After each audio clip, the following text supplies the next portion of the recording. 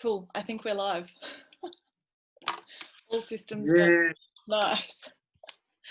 Awesome. Welcome, Warren. It's so good to chat to you today and to reconnect. I first met Warren, I forget how many years ago it was now, probably 7 or 8, during the Young Social Pioneers program that we both did through the Foundation for Young Australians. And that was really an incubator to support us in forming and growing and launching further our initiative, 7 Women and Yarn. I think you were working on Yarn way back then too. And Warren is the founder of an organisation that's doing incredible work, and the name is Yarn. And it's about building connection and unity between Aboriginal Australians, Torres Strait Islanders and non-Aboriginal Australians here in Australia and beyond in future, hopefully. It's such important work, and especially in the context of today, it's really highlighting the importance of building those connections and starting with oneself. So love to hear all about your initiatives and to have a really fruitful conversation today about that topic. Welcome. Yes, good morning. Thank you for allowing me to be part of your platform and sharing my story. Very welcome. Yeah. So I'd love to start off with just maybe you introducing yourself a little bit more on the work and how you came to do this work, where you saw the need for it. Well, I was studying at the University of New South Wales, and I was sitting in a group in a tutorial and was hearing, everybody talk about Aboriginal history. It was an Aboriginal course. Aboriginal, I think it was Aboriginal, an elective of some sort, and just hearing, all the non-Aboriginal people in the room talking about Indigenous history, and it just pondered in my mind: are we here just for a talk? Are we here just a moment of just reflecting on a particular part of history, or are we actually wanting to do something about it? Are we wanting to build relationships with our First Nations community? And so I asked the question, I said, well, is this more than a participation mark? Is this something bigger than that?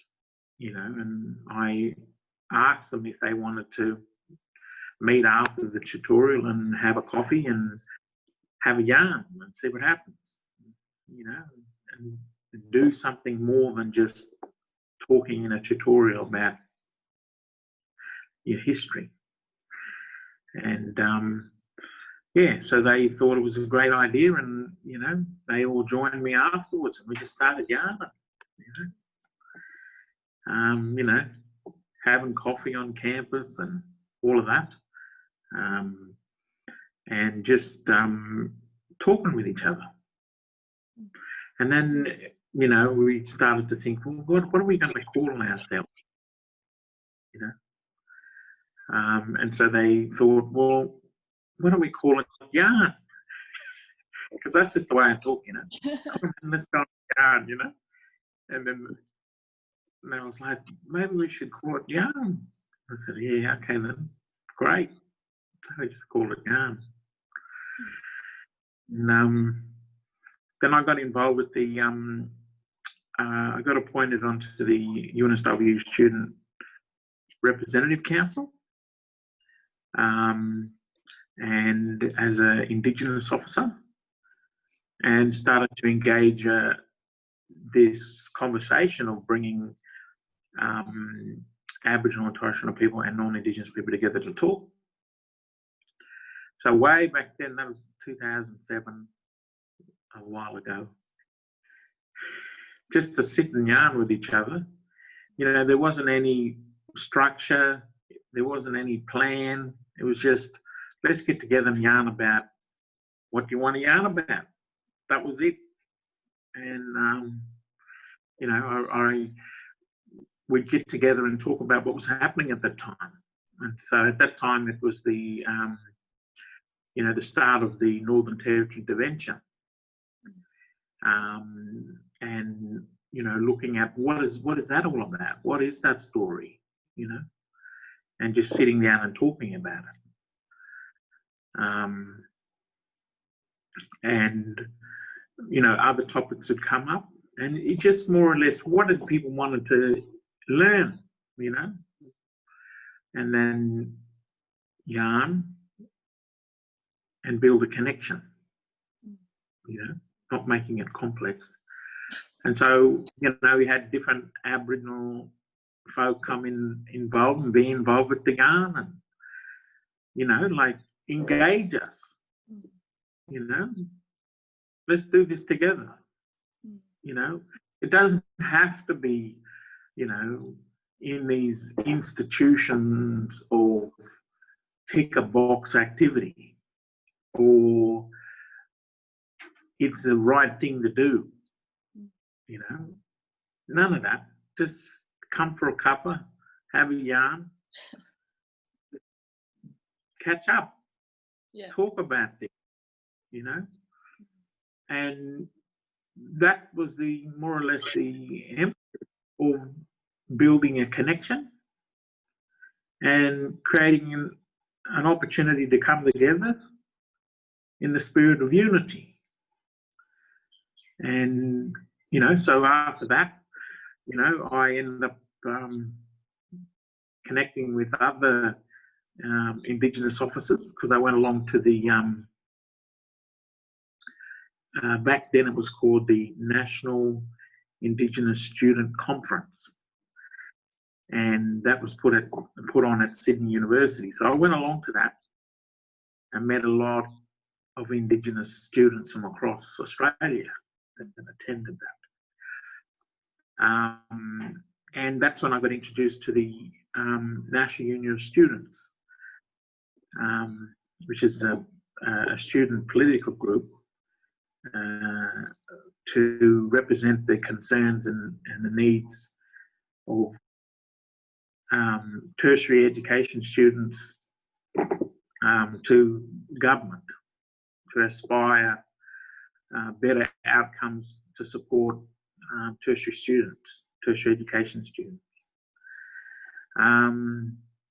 And so then, you get involved in student politics, and, it's really a space where you have to be motivated to do it. There's no one's going to say, where you at? What are you doing?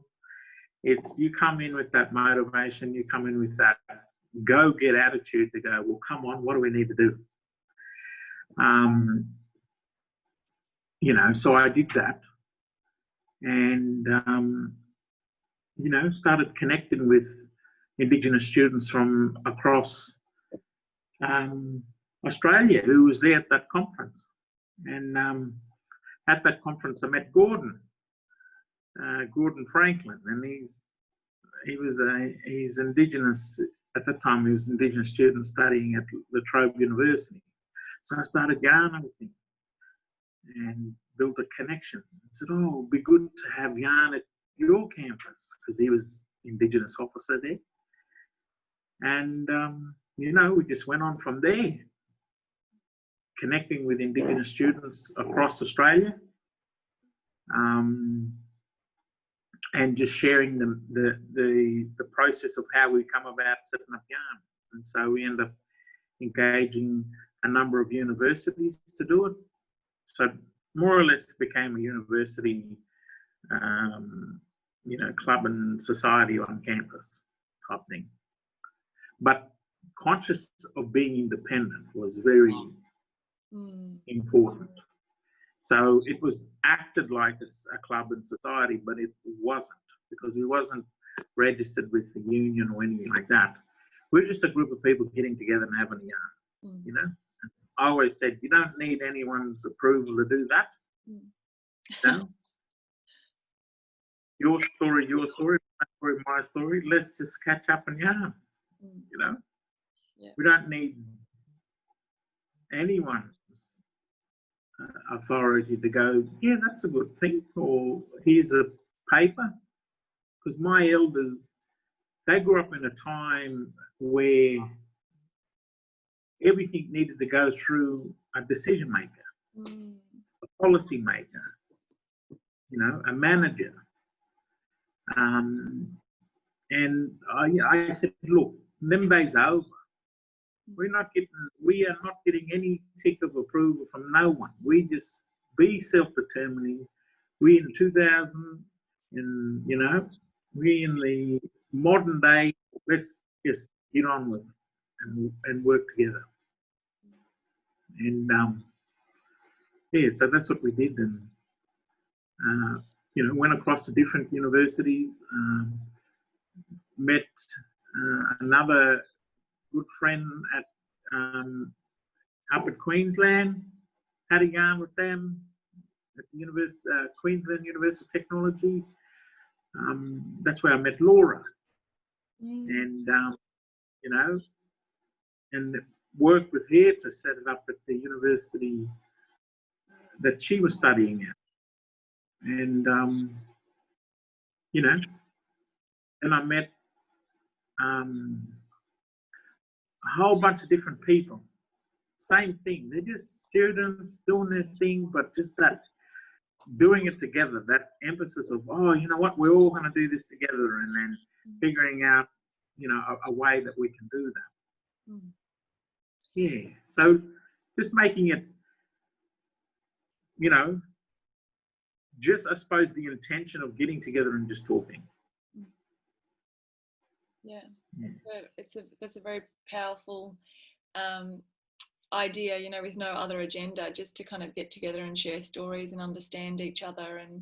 And I know I've just enrolled in one of your storytelling workshops, and I'm really excited to be, involved in that for the next 12 months with an amazing group of people actually that are just really interested in learning about Aboriginal culture and storytelling, because I know the time that I spent in 2 different Aboriginal communities when I was late teens really shaped me and impacted who I've become, because it was just that, it was almost like, in that time and space, you were just left to be. And it was I felt like they were very deep connections, but very grounded, and I remember a situation where, we did get to know the people very well in the community over time, but it did take time. It wasn't what we were chatting about before, like, you rush in and you learn about everything in the first day. And, it was very slow, but it was very, it felt very wholesome, and it just had a massive impact on my life. And I remember thinking to myself, oh my God, these people are so connected to themselves and the spirit of the land and country and the animals. And it was just, and without them even speaking, they had a profound impact, their energy, and who they were just when they were in the room. So that was incredible to me, and it showed me a different way of being and a different way of showing up around others. My kettle is screaming, so I'll just go on. Go for it. So I'll just keep talking, Warren, because so I think this came to those of you on Facebook. It went Facebook Live a few minutes after the introduction. So just to recap on that, Warren Roberts is a friend of mine, long time friend. We met a long time ago at the doing the Young Social Pioneers program through the Foundation for Young Australians. And Warren is the Warren, I'm just recapping on the intro because it went live after a few minutes after the intro. You're right. What's that? Go for it. Yeah. So Warren is the founder of an organisation called YARN, which he's just been talking about. And YARN is about bringing Aboriginal and Torres Strait Islander people together with Australians that are have a non-Aboriginal background to basically bridge the gap, and through storytelling and connecting and just having conversations. And I just think that's a fantastic opportunity, because I know when I was young, I was seeking that. I was seeking to learn more, and I was hungry to learn more about those that had been here for thousands of years before us and the history of Australia, because that forms part of our identity. You know, I think it's so important to understand your identity and where you come from and those who occupied the land before us. So yeah, Warren, I have so many questions to ask you, but I love the fact that, you know, when you talk about your grandma bringing you up and you're having a really close connection with your grandma, I'd love to hear about that, because I too had a very close connection with my grandma, and I think, you know, that those older generations just offer so much in shaping who we are. Yeah, my grandmother, she was a strong, black, beautiful woman, and very determined, staunch in her walk, in what she wanted to achieve for community. You know, she was passionate about ensuring that there's a culturally appropriate health services for our community, and, you know, working with our people to ensure that, you know, there is services available for our mob to help them in the needs that they, you know, have. So, you know, for me to learn from her about compassion, empathy,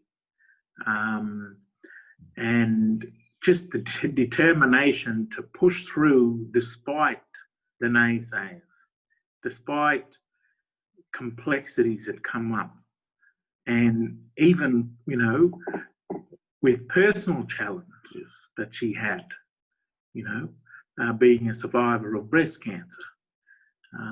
You know, just listening to her story just showed to me what great strength she had.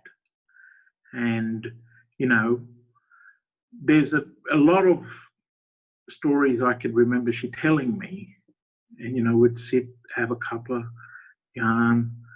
and just asking questions about what she thought about things.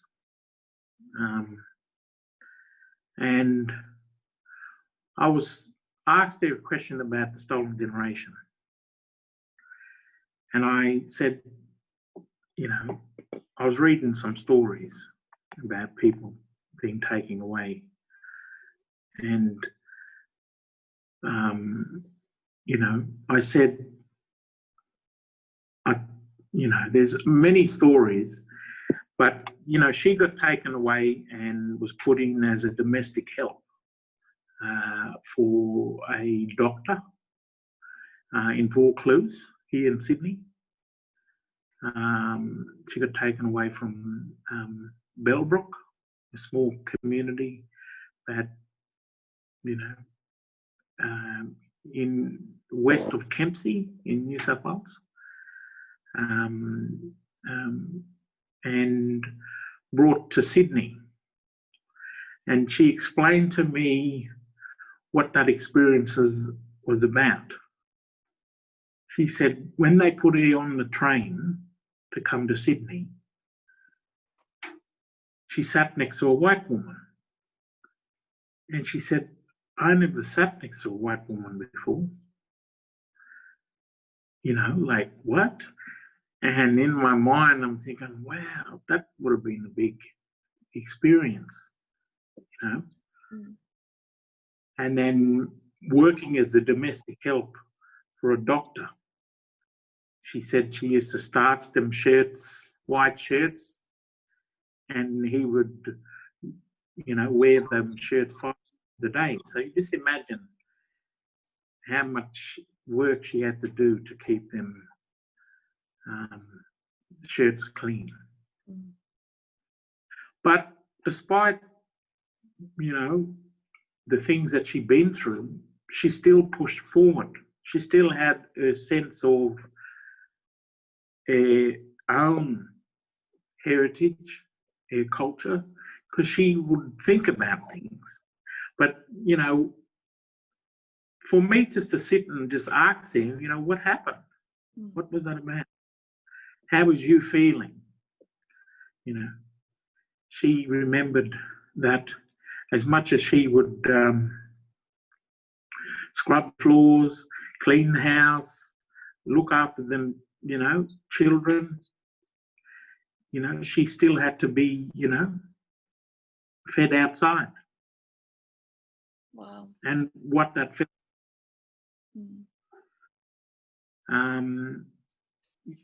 You know, despite all these things that she went through, you know, I could see great strength in her,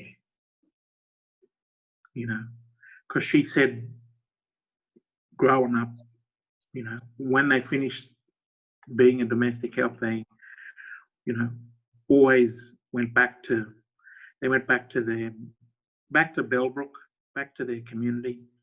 But knowing that their grandparents always said, you can't hate, you know, can't hate the white man. We live in a different day now. There's two worlds.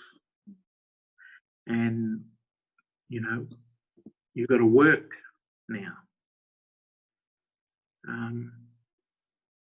And, you know, that's what they did. You know, Nan had 9 sisters and 3 brothers, and they all worked, you know. And I think when you grow up as a young Aboriginal boy looking up to a strong, staunch, strong black woman, you're thinking, you know, she's pretty deadly, you know, in what she's doing, because despite the things that she'd been through, you know, and she'd get up in the meetings and she'd say, you're talking about these policies, you know, but I lived through them policy and it haven't worked. And you talk about these partnerships,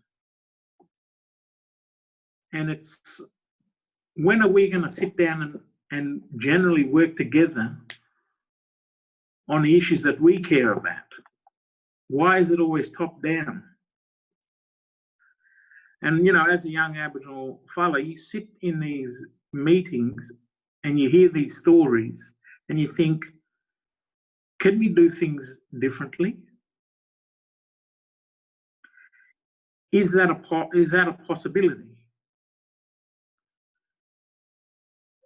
Can we have an intentional conversation about building a relationship before pondering ideas of partnership and top-down policies? And, you know, that's how I looked at it. You know, and all our elders, they played all different roles, you know, for community, improving outcomes for our mob. But I just looked at what they did and thought, can we do something that adds value to the great work that our elders have played? And I thought, the greatest thing that my grandmother always done, and everything that she did, was build relationship. And there's plenty of stories I could tell about how she built relationships with people.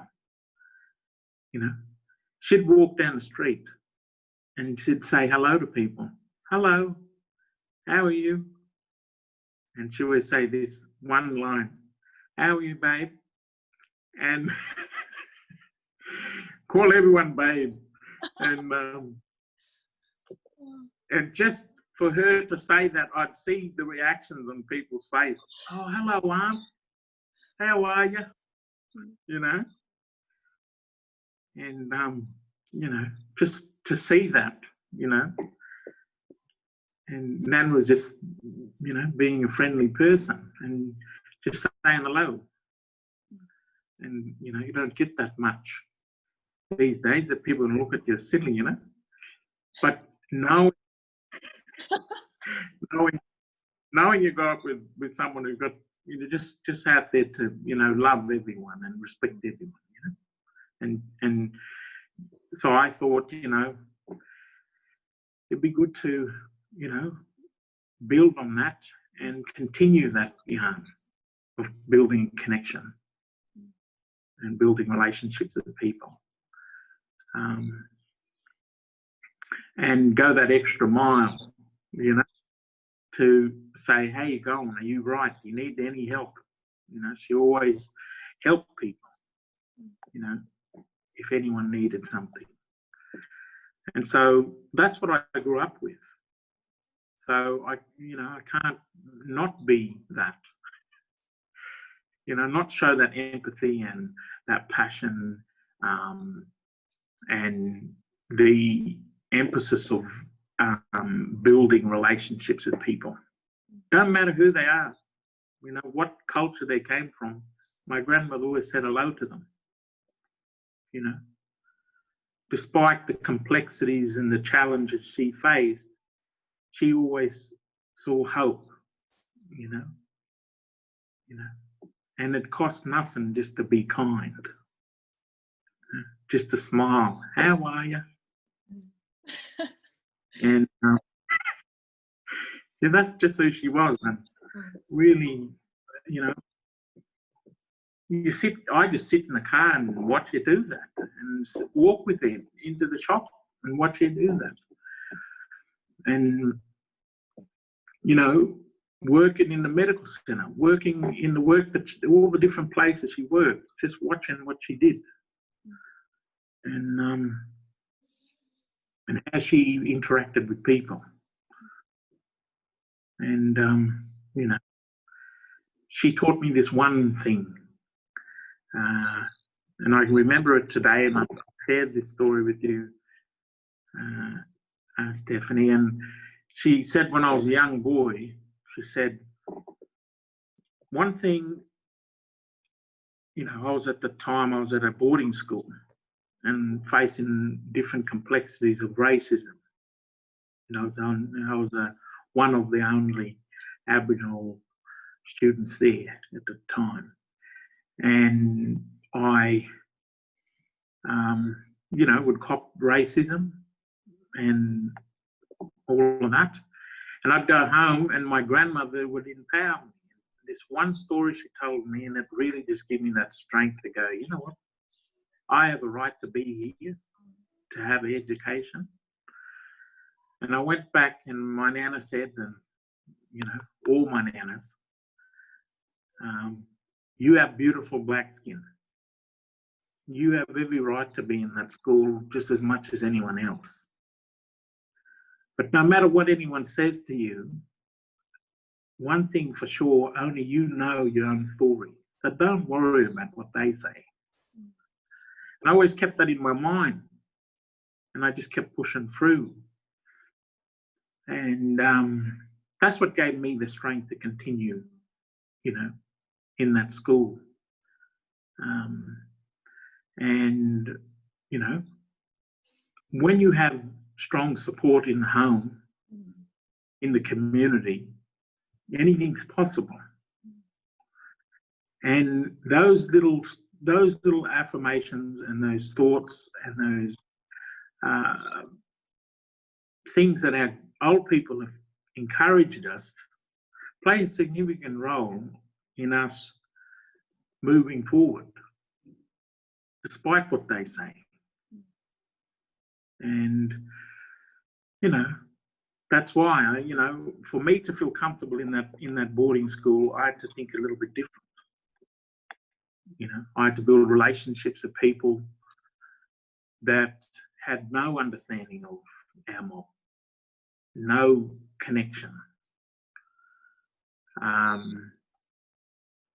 So what I'd do, I'd get up early in the morning and I'd go to the kitchen and knock on the back door.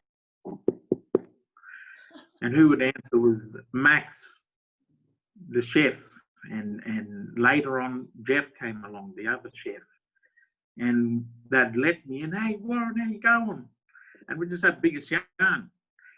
So we'd laugh up, yarn, and I'll have my breakfast, and then I'll go back to the boarding house and just let everyone know, hey, you mob pancakes for breakfast? How you know? I said, don't worry about me, I'm right.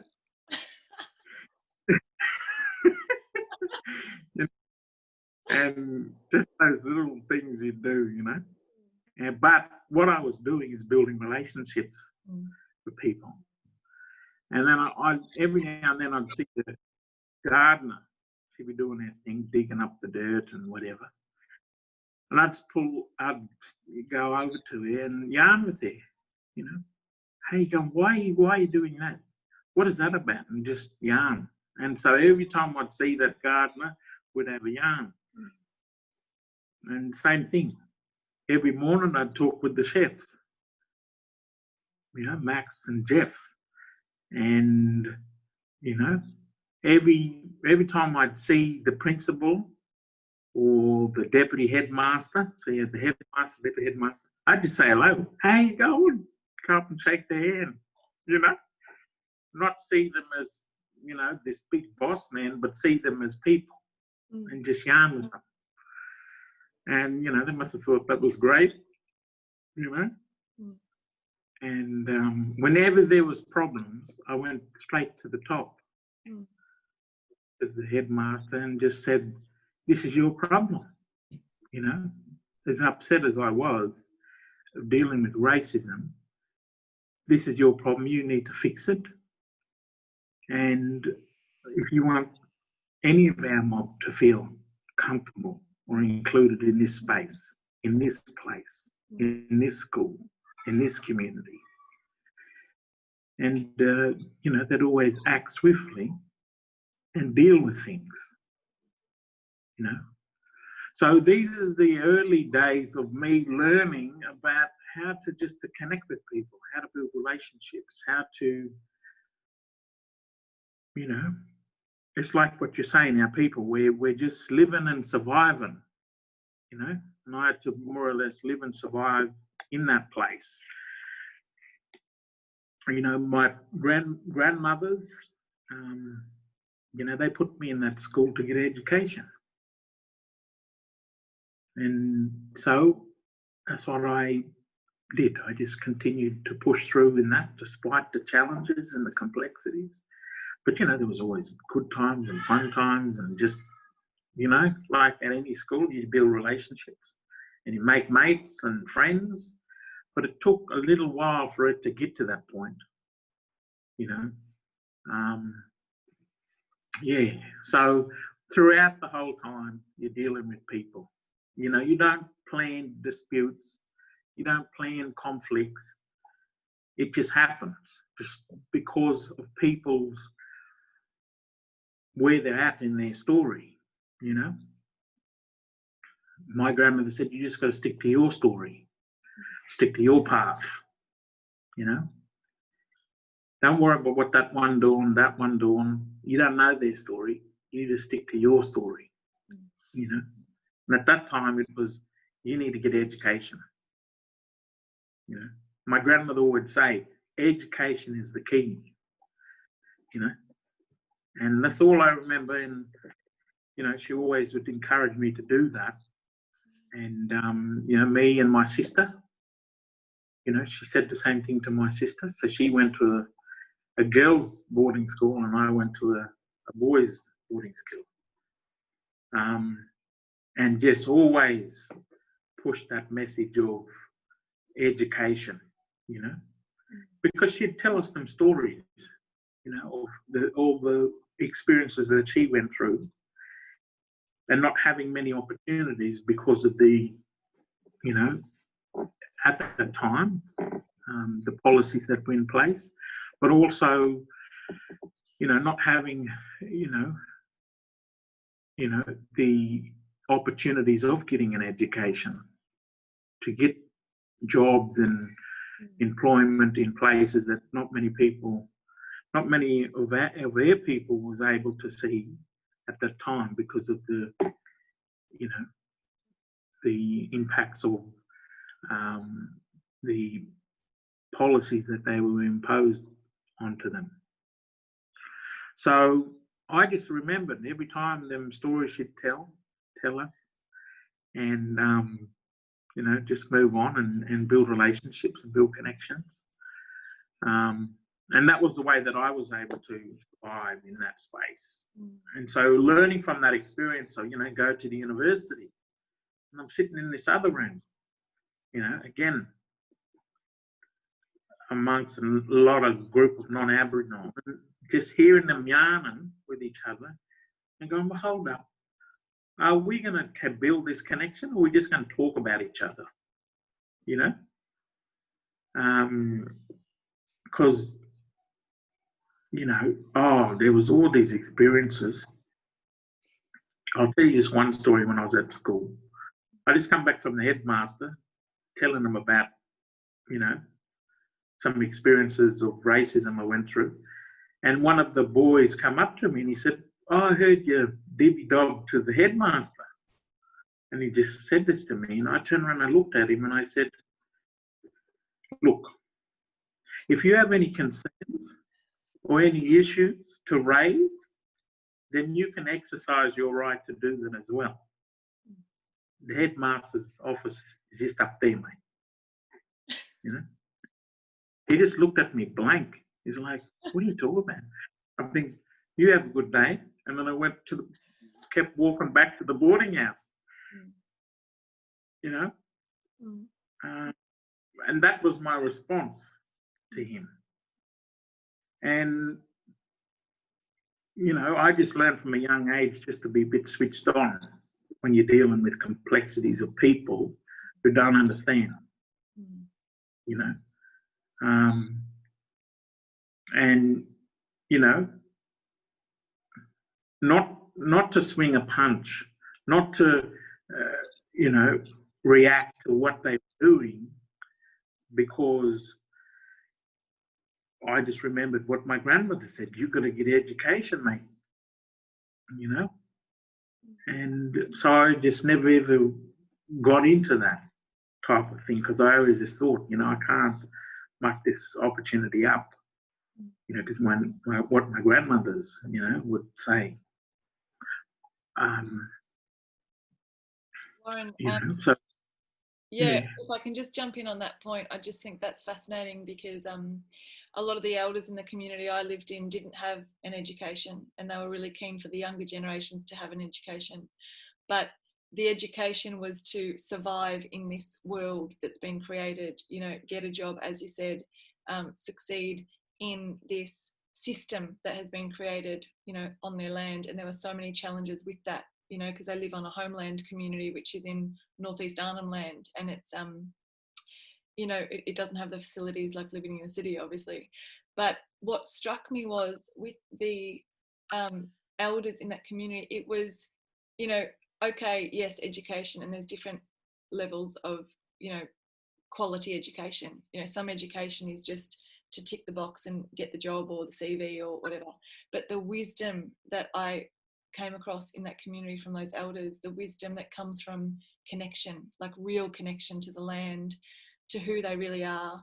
And I think that in the work that you do, it's like you facilitate that meeting of it's almost, I want to kind of say, it's not the meeting of personalities, because personalities can kind of be a result of things that have happened in life and triggers and, egos. And it's a meeting of just kind of souls or spirits. It's acknowledging what is in all of us, that love. And I really felt that in the communities. And one of the things that just, I actually haven't had the chance to ask the question of anyone since, but it was like I'd studied everything that happened to Aboriginal people before I went to that community. I was really hungry. I studied reconciliation at La Trobe, and I learned a bit there, and then I did my own research. And when I got to that community and lived on the land of the people, I was blown away by the fact that there was no hatred, towards white people, because I was coming with learning what white people had done. So I was very as you would be, careful about, and aware of me being on their land and coming with everything that they'd experienced. But as you said before, you were taught by your grandma that it's, we can't hate. We've got to get jobs, and we've got to work in this system. And that comes from enormous wisdom and connection to source. So I don't know whether that's a question or a comment, but the question is kind of, that still blows my mind.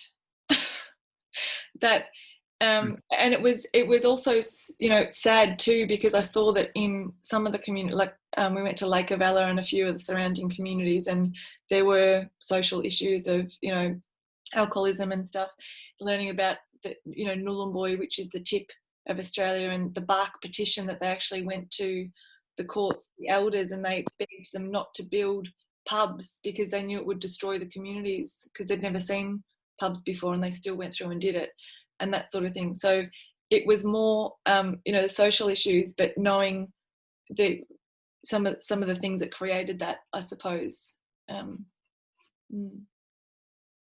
So, you know, learning from just growing up and experiencing, you know, life, you know, and dealing with, getting an education, dealing with, you know, hearing, just sitting in a room and just hearing people yarn, I'm thinking, well, come on, let's do something, you know. So I started to build that energy to wanting to do action and actually get out there and do and build more connections and get people together and yarn. And so at university, that's when I just started, yeah, let's do this, and just back myself, you know, and telling my, you know, yarn with my nana every now and then, giving me a call, yeah, I'm doing this, and, you know, she's happy with that. She's like, wow, that's really good, you know, what you're doing. And, you know, and yeah, so that's what I do now, and I just, you know, share my stories and build connections, you know. I went on a radio station and they said to me, why are you making it so simple? And I just looked back, well, why does it need to be complex? You know what I mean? And so I just thought, well, let's just get on with it. Let's just build relationships. Let's not make it complex. But I find in our society today, everyone's flat out, man. Flat out. Doing a whole bunch of things, going to meetings, going to things, doing all those different things that people do, you know. And that's what I'm saying. We just need to create those space where we just relax and just have a yarn. You know, one of our elders, who, you know, he'd go to a meeting with other elders and they'd ask him, what's that yarn about that Warren doing? And he'd turn around and say, you know, having a yarn, you know? And they'd go, oh, yeah, okay then. You know, like nothing complex, just having a yarn, you know? Yeah. And just talking. And people just try to figure out, what is he up to? Why is he doing this yarn thing? And I could remember my elders getting together, you know, all the sisters and the brothers, and they'd just talk. And they'd talk about what's going on in their world and what's happening, and laugh, you know. Us kids would be all asleep, and the next minute you hear everyone laughing in the lounge. It's like, hey, what's going on? Big yarn happening up there, you know.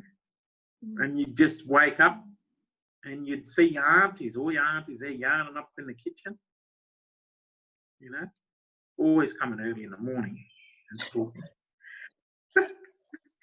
Before 9 o'clock, they're all gone. Wow. You know, but taking up to people yarning, you know, telling stories and just catching up, you know. So why wouldn't you want to create spaces for that, where we get together and talk and laugh, have a good time and connect? So yeah, that's all we do, is just build connection and, you know, hear each other's story. You know, what your truth means to you is your truth. No right and wrong answer. So own your story, you know. Be intentional about what stories you share. Because why? Your stories are sacred. Like our stories is sacred. You know, we're intentional about how we share them stories. So when you share your story, be intentional about the stories that you're sharing. Because your story is important, you know. So be intentional about who you share it with. you know. Create those moments of where you can connect and just relax, chill out. You know, we used to have team meetings, and we haven't had one for a while because of circumstances. But what we'd do is we'd all get together and bring our favourite dish or something that we thought is really good, and we'd come together, you know. I remember one of the uncles bringing curry chicken and rice, and everyone always enjoyed curry chicken. Because uncle, he knew how to cook it, and you know, it was beautiful. Mm. And all of us would come and with salads and fruit, and we just start with our meeting of just having a feed and laughing and just catching up. And if you go to our Facebook page, you'll see an album of our team meetings of just a plate of food and all of us sitting around yarning. And that's how we'd start our meetings. There's a lot of people that have the meetings with their gender and all the, you know, formalities, and it's like, no, let's throw that out. We're going to just yarn first. And then after we finish our feed, then we'll talk about business, because we want to focus on building relationship first, you know. Whereas in the West, they do the business first and then yarning later, you know. Whereas in our community, it's about building that relationship first, you know. Business will come, and important things will come, but we're just going to sit and connect first.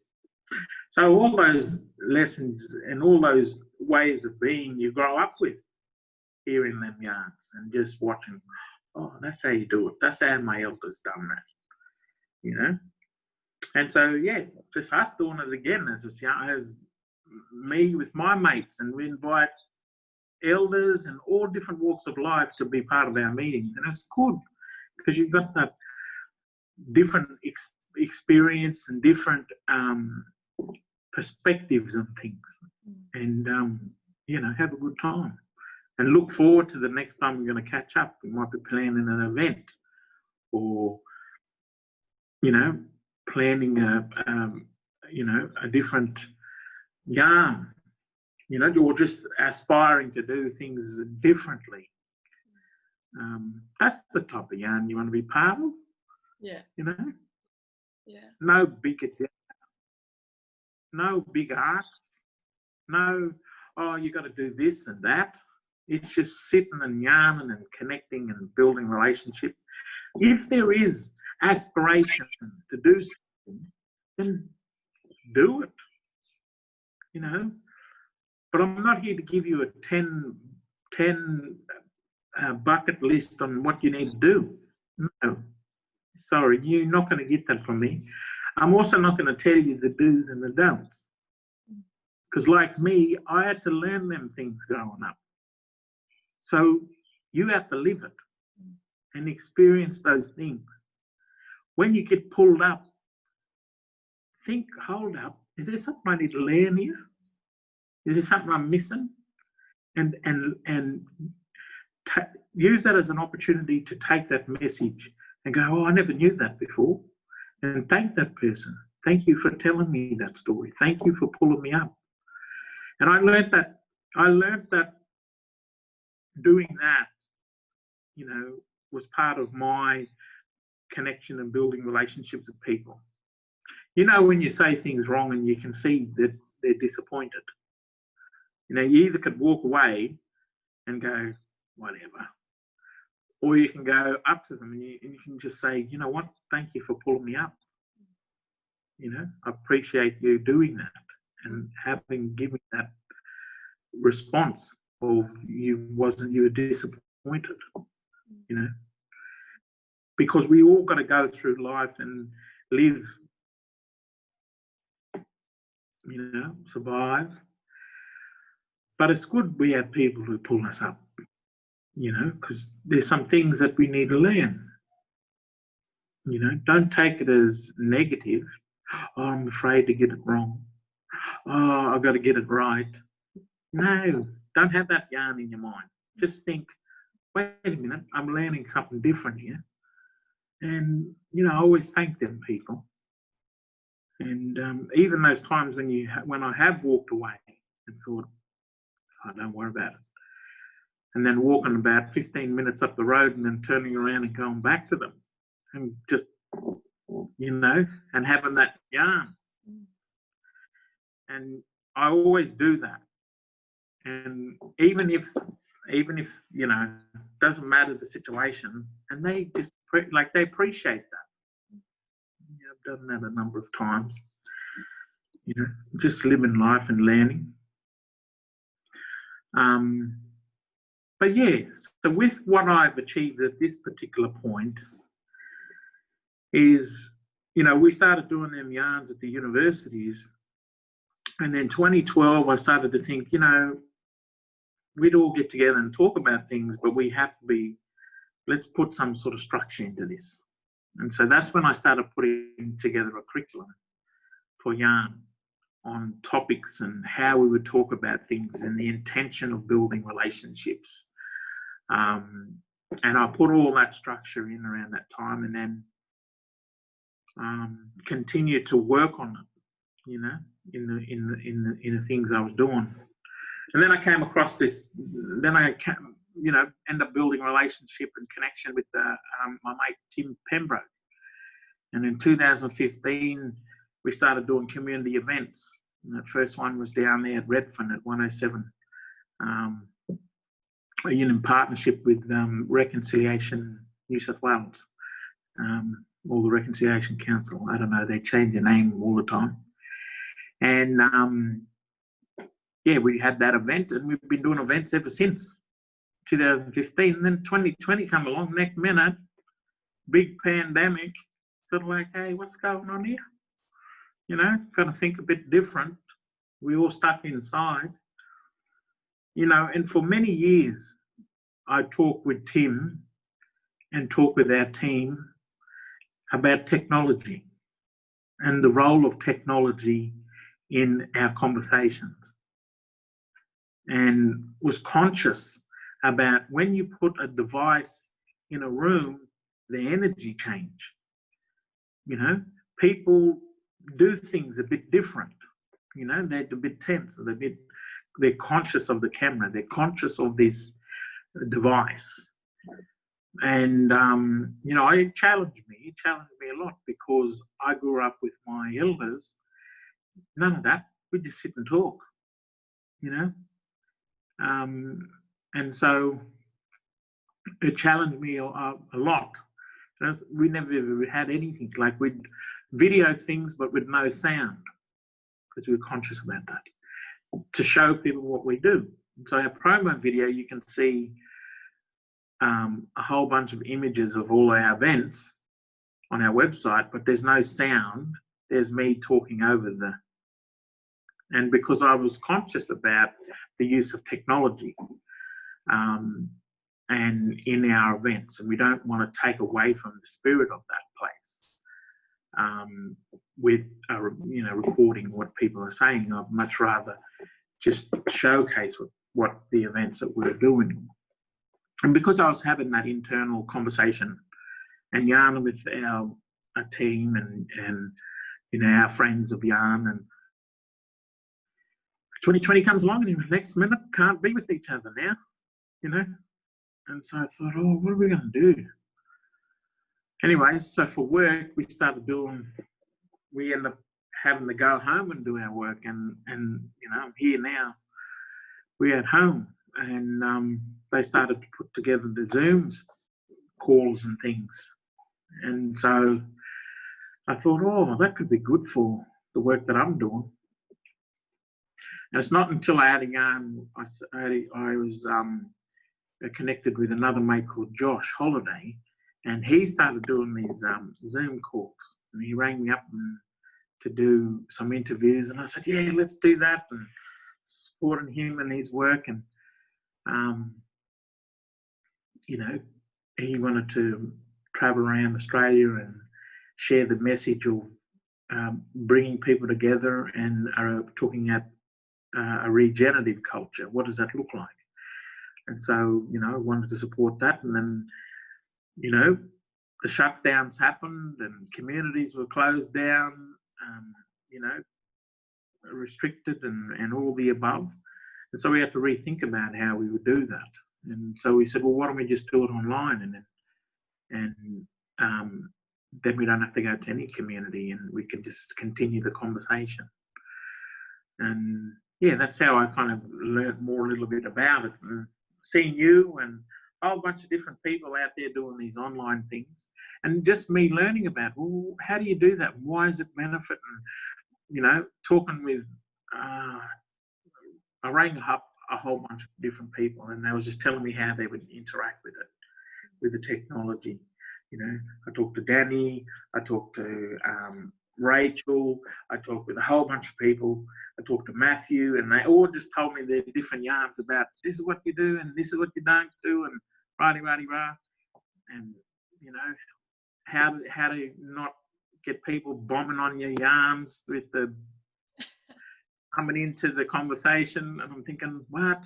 People just can jump in, and it's sort of like, yeah, how do I stop that? And then having that yarn. And then I thought, we're doing deadly things with our yarn, and people come and they experience it, and then they go away and they go, oh, that was amazing. That was deadly. Elders would walk away. I remember doing some yarns in partnership with Disappear Media.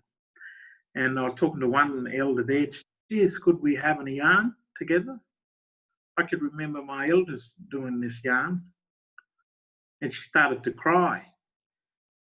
She had tears in her eyes. She said, I have hope now, because we are getting together and talking, So these are the responses that we'd get. An old, a senior elder would come to me and she'd say, I can't wait till we get to the future where we're all together as one. And I said, we don't have to wait for the future. We're already doing it now. We've done it tonight. And she had the biggest smile on her face.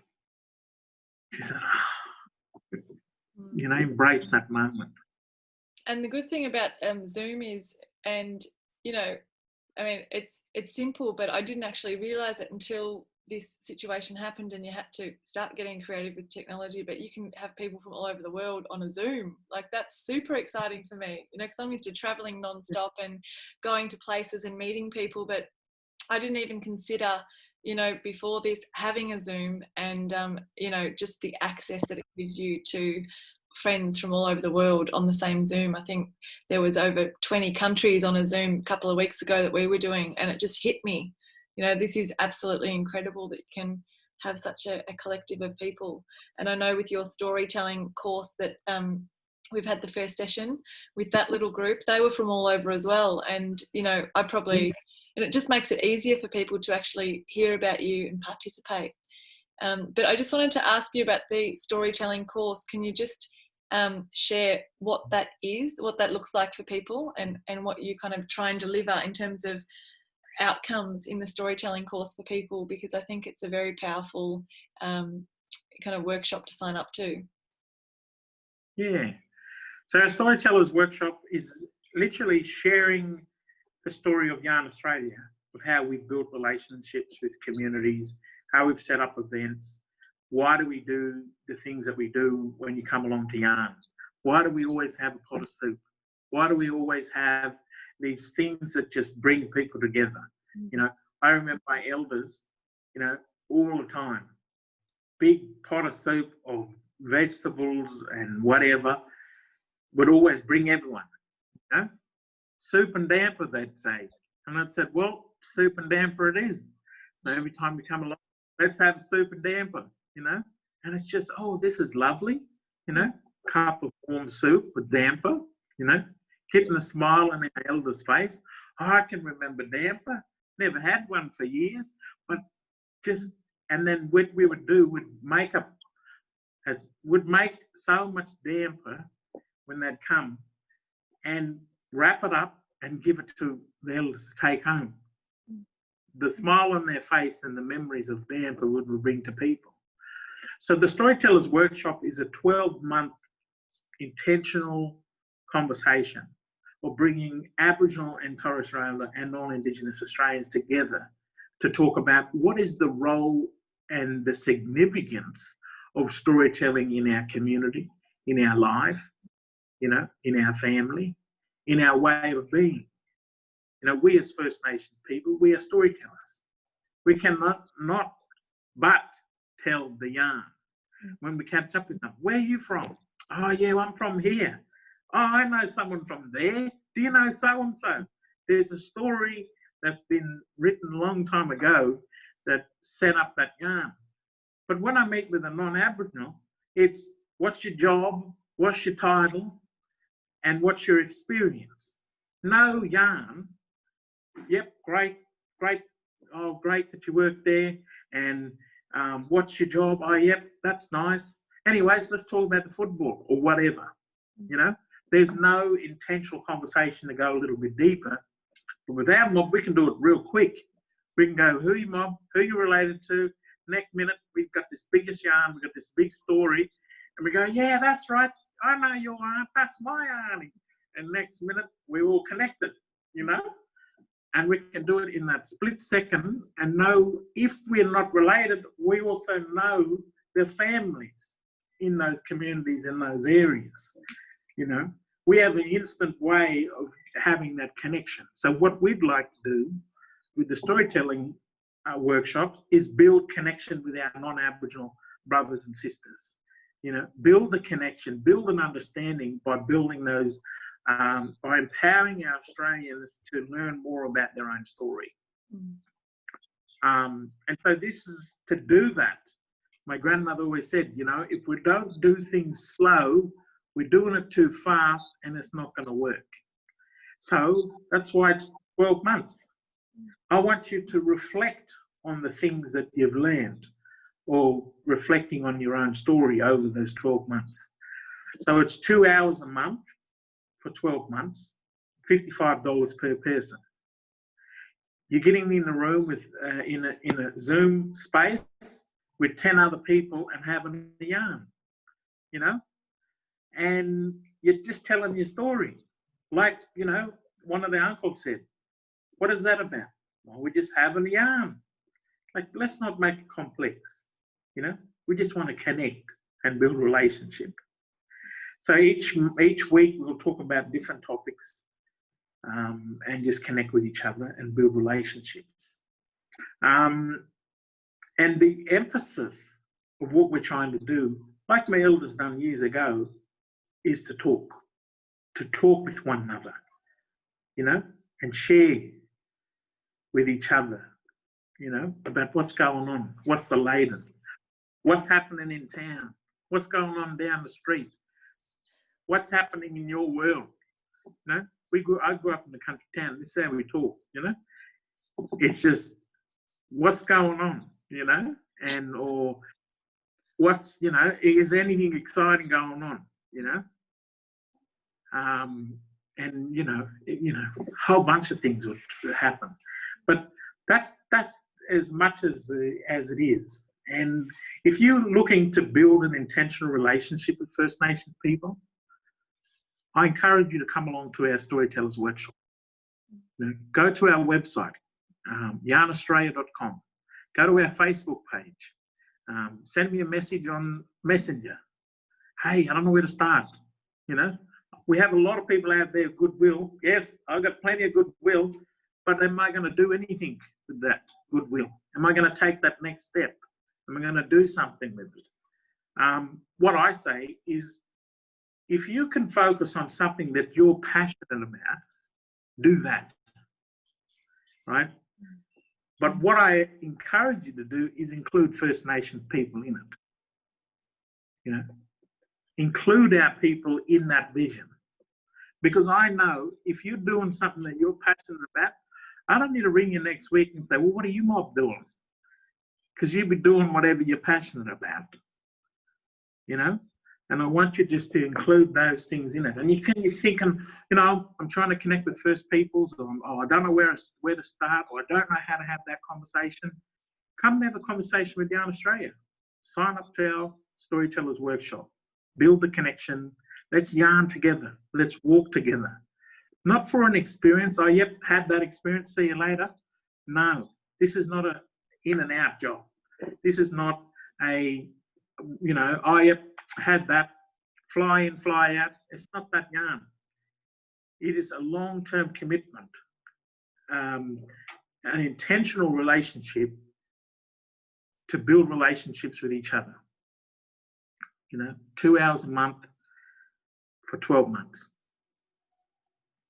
And I encourage you to come to join in it with your friends and your mates and your colleagues and your family. Because then you can reflect on what you've learnt and yarn with each other. Oh, gee, that was a deadly yarn we went to yesterday. And next minute you'd be talking about it in your work, or you'd be talking about it in your family, or the things that you're doing. And share them yarns with people. Because the question I have is, where is those spaces for people to connect? To sit down and take it slowly. Not an event where, oh, yep, I went to that event and it's over. Where's that long-term commitment to connect with our people? Slow things down. No big agenda. We don't have to tick box. We don't have to attend a rally. We don't have to scream at a politician. We don't have to sign a petition. We just have to sit and connect and build relationships. And from that, we can create an understanding. From that, we can build relationships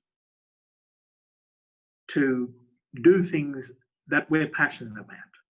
And when you connect and build relationships, you might be avid Bunnies fans. Who knows, right? You don't know until you connect. Well, I'm a Rabbitohs fan, so I'll just say that. And, connect and just yarn, and then when you get together and you figure out what you want to do, go and do that. You don't need a politician, a pass of legislation. You don't need nobody to tick that box or give you approval to connect and build relationships, and do things in our community. Go and build relationships with our people. Find out what they're passionate about. Find out what you're passionate about. And if it aligns, work together. We, as with Aboriginal First Nation people, make up 3% of the population. 97% of Australians out there have an opportunity to go out and connect. There's millions of people we can build relationships with. There's millions of opportunities to work with First Nations people. It doesn't always have to come down to the strike of a pen from a political decision maker. It comes down to us as Australians, as people, to connect and build those relationships. Build the possibilities of what probably couldn't happen only because we didn't bother to ask the question. Well, how did you get that person to come along the yarn? Just had a yarn, send them an email, rang them up, said hello to them in the street. The message is clear, simple, but intentional. No agenda. The agenda is whatever you're passionate about, and doesn't have to even go into your story, Sit around and talk about water. Sit around and talk about your favourite fruit. The topic doesn't matter. It's whatever you're passionate about, And I just look forward to just sitting and hearing everyone's yarn and connecting, And, it just reminds me of just the way that, look at my Nana when she'd come to Sydney. She loved Sydney, Anyways, we'll be driving around and she'd say, can you take me through Newtown? And I always ask, why do you like Newtown, Nan? She says, I like Newtown because I just see all the different people there and they accept it, When she came to Sydney, she said, I could walk down the street of Newtown and no one wouldn't look left, right, because everyone was welcome.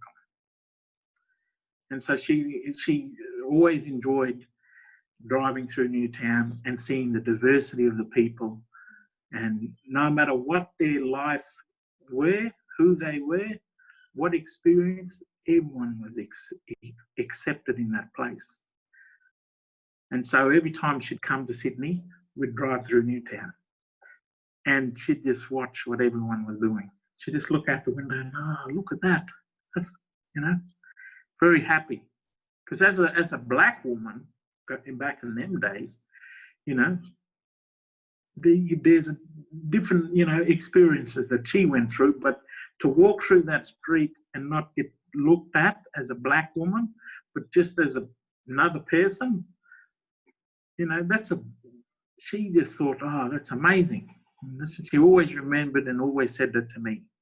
So why wouldn't we want that for everyone? To be included, to be part of our society, to know that there is a place for you in this place of Australia, and that's what, I grew up with. That's what I'm about, building connection, building relationship, and just accepting people for who they are and whatever their story is. And if there is some synergies, if there's some similarities, if there's opportunities to work together on some things that we're both passionate about, then great. But if that's not today, but it's tomorrow, or maybe 5 years down the track, great. There's no rush. As long as we build that relationship first. And I look forward to connecting with more Australians, more Aboriginal and Torres Strait Islander people, more non-Aboriginal Australians, and just people. That's my story, and I look forward to connecting with everyone. That's awesome, Warren. Thanks so much for sharing all of those points. Very, very simple, as you said, but it's so profound, and it's hard to find these days in society where people are trying to be productive all the time. And we look at the world today with the protests and everything that's happening, and that is at the core. And I can't help but seeing how much and feeling how much love there is behind all of these riots. It's because people care that they're out there. It comes from love. So it's so sad to see so much division that's being created in this time, because it comes from a place of love and unity. And I think so simple what you've created, but so powerful and so profound. And it's about creating those spaces for people where they can understand each other and different perspectives, and evolve together. And as you said, the relationships, people do knock you into shape if you're in relationship in a gentle way. And through relationships, even in terms of business and being productive in that way, that all comes. But it starts with relationship, as you said. And when it starts with relationship, it's effortless. It doesn't need to be a struggle or an effort. And that's definitely been my experience too. And I've loved, seeing yarn evolve over the years. I remember being at Latrobe studying and getting 7 women off the ground there too, with our market stalls, and also seeing the yarn group at Latrobe, evolving at the same time. And and it was fantastic as well that we got the opportunity, I forgot about that, to create, the women in Nepal created scarves with the Aboriginal and Torres Strait Islander colours. So I think you ordered a few of them a number of years ago. So, those sorts of collaborations are so simple, because we're just doing our thing. I'm just doing my passion. You're just doing your passion. And it's like, okay, let's do this. Easy, it was so easy. So, so many little pearls of wisdom in the discussion. And I would have loved to meet your grandma. She sounds like an incredible woman, and I can just, as you're talking, I can feel her strength of character and wisdom that she brought into your life. And I remember on the last storytelling workshop, you were sharing that sometimes you used to ask for advice, you know, from your grandma, or bring something to her that you wanted to resolve. And if it wasn't the right timing, if she didn't see that it was the right timing for you to have that conversation, she'd tell you to go away and think about it and come back, or, you know. Yeah. So, you know, wisdom of her just saying, ring me back in a couple of days. Like, oh, okay, Nan. To go away and reflect. Sort of like, oh, I got to wait for 2 days. So I talked in 2 days, Nan.